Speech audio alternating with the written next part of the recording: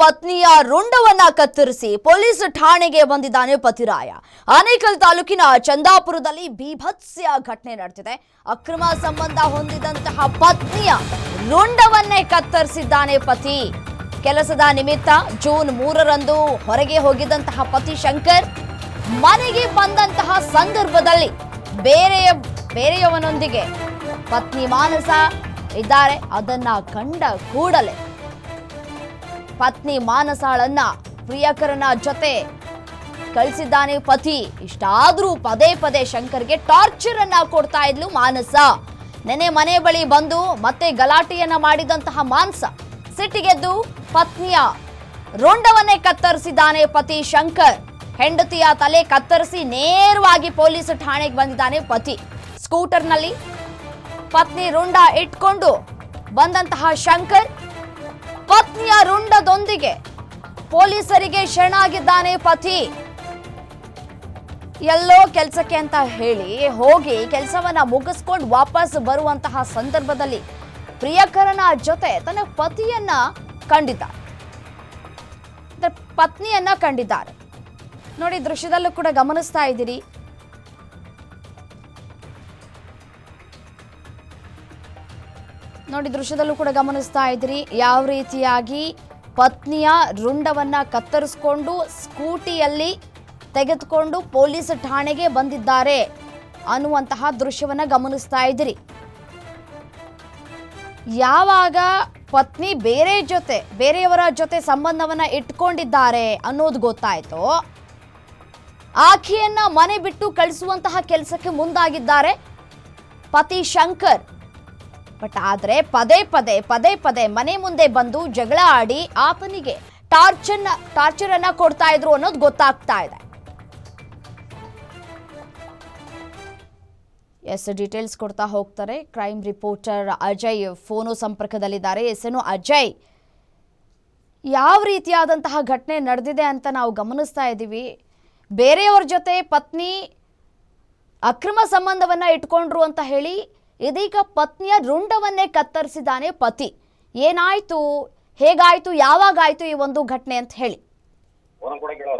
ಖಂಡಿತ ರಮ್ಯಾ, ಅಕ್ರಮ ಸಂಬಂಧ ಹಿನ್ನೆಲೆ ಗಂಡನಿಂದನೇ ಪತ್ನಿಯ ಭೀಕರ ಹತ್ಯೆಯನ್ನು ಮಾಡಿರುವಂತಹ ಘಟನೆ ಬೆಂಗಳೂರಿನ ಹೊರ ವಲಯದಲ್ಲಿ ಇರುವಂತಹ ಆನೇಕಲ್ ತಾಲೂಕಿನಲ್ಲಿ ಈ ಒಂದು ಘಟನೆ ನಡೆದಿರುವಂತದ್ದು. ಪತ್ನಿಯ ರುಂಡವನ್ನ ಕಡಿದು ನೇರವಾಗಿ ಶಂಕರ್ ನೇರವಾಗಿ ಪೊಲೀಸ್ ಠಾಣೆಗೆ ಬಂದು ಆತನೇ ಶರಣಾಗಿರುವಂತ ಘಟನೆ ಕೂಡ ನಡೆದಿರುವಂತದ್ದು. ಯಾಕಂದ್ರೆ ಕೆಲವೊಂದಷ್ಟು ಅನುಮಾನಗಳು ಕೂಡ ಆಗಿಂದ ಪತ್ನಿಯ ಮೇಲೆ ಗಂಡನಿಗೆ ಇತ್ತು. ಹೀಗಾಗಿ ಕೆಲವೊಂದಷ್ಟು ಕೆಲಸವನ್ನ ನೆಪವನ್ನ ಒಡ್ಡಿ ಆತ ಕೆಲವೊಂದು ಅಂದ್ರೆ 3 ದಿನಗಳ ಹಿಂದಷ್ಟೇ ಆತ ಬೇರೆ ಕಡೆ ಹೋಗಿದ್ದ. ಯನಗರ ಸಮೀಪದ ಕಾಂಚನದಲ್ಲಿ ನಿವಾಸಿಯಾಗಿರುವಂತಹ ಶಂಕರ್ ಆತ ತನ್ನ ಮಾನಸ ಅನ್ನೋ ಪತ್ನಿ ಏನಿದ್ದಾರೆ ಆಕೆಯನ್ನ ಕೊಲೆ ಮಾಡಿರುವಂತಹ ಘಟನೆ ಕೂಡ ನಡೆದಿರುವಂತದ್ದು. ಆಕೆ ಕೂಡ ಜೊತೆಗೆ ಶಂಕರ್ ಚಂದಾಪುರದ ಸಮೀಪದ ಗ್ರಾಮದಲ್ಲಿ ಇಬ್ರು ಕೂಡ ವಾಸವಾಗಿದ್ರು. ಇದೇ ತಿಂಗಳ 3ನೇ ತಾರೀಕು ಅಂದ್ರೆ ಕೆಲಸದ ನಿಮಿತ್ತ ಹೊರಗೆ ಹೋಗಿದ್ದಂತ ಶಂಕರ್ ನೇರವಾಗಿ ಯಾರಿಗೂ ಕೂಡ, ಯಾಕಂದ್ರೆ ಕೆಲವೊಂದಷ್ಟು ಅನುಮಾನ ಇತ್ತು ಪತ್ನಿಯ ಮೇಲೆ, ಆಕೆಗೆ ಬೇರೆ ಒಬ್ಬ ವ್ಯಕ್ತಿಯ ಜೊತೆ ಸಂಬಂಧ ಇದೆ ಅಂತ ಹೇಳಿ ಕೆಲವೊಂದಷ್ಟು ಅನುಮಾನ ಇತ್ತು. ಹೀಗಾಗಿ ಆ ಒಂದು ಸಂದರ್ಭ 3ನೇ ತಾರೀಕು ಆತ ನೇರವಾಗಿ ಹೊರಗಡೆ ಕೆಲಸ ಇದೆ ಅಂತ ಹೇಳ್ಬಿಟ್ಟು ಹೊರಗೆ ಹೋಗಿರ್ತಾನೆ.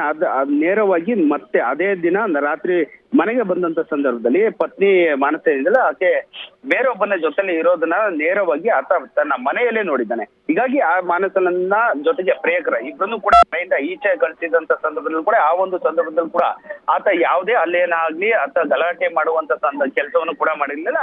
ಇಬ್ಬರನ್ನು ಕೂಡ ಮನೆಯಿಂದ ಈಚೆನೆ ಕಳಿಸಿದ್ದ.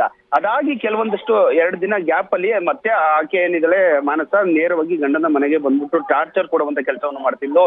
ಹೊರಗಡೆ ನಿಂತ್ಕೊಂಡು ಆತ ಗಂಡನ ಶಂಕರ್ ಏನಿದ್ದಾನೆ ಆತನಿಗೆ ಬೈಯುವಂತ ಕೆಲಸವನ್ನ ಮಾಡ್ತಾ ಇದ್ಲು. ಹೀಗಾಗಿ ಯಾವಾಗ ನೆನೆಯೂ ಕೂಡ ರಾತ್ರಿ ಮನೆಗೆ ಬಂದಂತ ಸಂದರ್ಭದಲ್ಲಿ ಶಂಕರ್ಗೂ ಹಾಗೂ ಮಾನಸ ಏನಿದ್ದಾರೆ ಇಬ್ರು ನಡುವೆ ಕೂಡ ಸಾಕಷ್ಟು ಗಲಾಟೆ ಆಗಿತ್ತು. ಇದರಿಂದ ಆಕ್ರೋಶಗೊಂಡಂತ ಶಂಕರ್ ಏನ್ ಮಾಡ್ದ, ಕೋಪದಿಂದ ಆಕೆಯನ್ನ ಯಾವಾಗ ಈತ ನಿತ್ಯವೂ ಕೂಡ ಇದೇ ರೀತಿಯಾದಂತ ಗಲಾಟೆಯನ್ನ ಮಾಡ್ತಾ ಇದ್ದು ಮನೆ ಮುಂದೆ ಬಂದು, ಹೀಗಾಗಿ ಆತ ಕೋಪದಲ್ಲಿ ಮನೆ ಒಳಗಡೆ ಎಳ್ಕೊಂಡ್ಬಂದು ನಂತರ ಆಕೆಯನ್ನ ಕೊಲೆ ಮಾಡಿ ಅದು ಕೂಡ ರುಂಡವನ್ನ ಸಮೇತವಾಗಿ ಈ ಸ್ಥಳೀಯ ಪೊಲೀಸ್ ಠಾಣೆಗೆ ಹೋಗಿ ಅಂದ್ರೆ ಸೂರ್ಯನಗರ ಪೊಲೀಸ್ ಠಾಣೆ ಏನಿದೆ ಅಲ್ಲಿಗೆ ತಲೆಯನ್ನ ಕಡ್ದು ನೇರವಾಗಿ ಸ್ಟೇಷನ್ಗೆ ಹೋಗಿ ಅಲ್ಲಿ ಶರಣಾಗಿರುವಂತ ಘಟನೆ ನಡೆದಿರುವಂತದ್ದು. ಸದ್ಯ ಸೂರ್ಯನಗರ ಪೊಲೀಸ್ನವರು ಕೂಡ ಕೆಲವೊಂದಷ್ಟು ಈಗಾಗಲೇ ಕೊಲೆ ಪ್ರಕರಣ ದಾಖಲಿಸಿಕೊಂಡು ಆತನನ್ನ ವಶಕ್ಕೆ ಪಡೆದಂತ ಸಂದರ್ಭದಲ್ಲಿ ಆತನಿಂದ ಸಾಕಷ್ಟು ಹೇಳಿಕೆಯನ್ನ ಕೂಡ ಪಡ್ಕೊಂಡಿದ್ದಾರೆ. ಸದ್ಯ ಸೂರ್ಯನಗರ ಪೊಲೀಸ್ ಠಾಣೆಗೆ ಪ್ರಕರಣ ದಾಖಲಿಸಿಕೊಂಡು ಜೊತೆಗೆ ಈ ಒಂದು ಪ್ರಕರಣವನ್ನ ಕೃಷ್ಣವೇಣಿ ಮಾನಸ ತಾಯಿ ಇದ್ದಾರೆ ಅವರು ಕೊಟ್ಟಂತ ದೂರಿನ ಆಧಾರದ ಮೇಲೆ ತನಿಖೆ ನಡೆಸಿದಂತ ಪೊಲೀಸರು ಸದ್ಯ ಶಂಕರನನ್ನು ಕೂಡ ವಶಕ್ಕೆ ಪಡೆದಿದ್ದಾರೆ. ಜೊತೆಗೆ ಕೊಲೆ ಪ್ರಕರಣ ಕೂಡ ದಾಖಲಿಸಿಕೊಂಡಿರುವಂತದ್ದು. ಸದ್ಯಗೆ ಇಲ್ಲಿ ಮೇಲ್ನೋಟಕ್ಕೆ ಇದು ಬೇರೆ ವ್ಯಕ್ತಿಯ ಜೊತೆ ಅಕ್ರಮವಾಗಿ ಸಂಬಂಧನ ಇಟ್ಕೊಂಡಿದ್ರು ಅಂತ ಹೇಳಿ ಸಾಬೀತಾಗಿರೋದ್ರಿಂದ ಈ ಒಂದು ಕೊಲೆ ಪ್ರಕರಣದ ದಾಖಲಿಸಿಕೊಂಡು ಶಂಕರನ ವಶಕ್ಕೆ ಪಡೆದು ತನಿಖೆಯನ್ನು ಕೂಡ ಮುಂದುವರಿಸಿರುವಂತದ್ದು. Ramya. Right Ajay, thank you ತಮ್ಮೆಲ್ಲ ಮಾಹಿತಿಗಾಗಿ.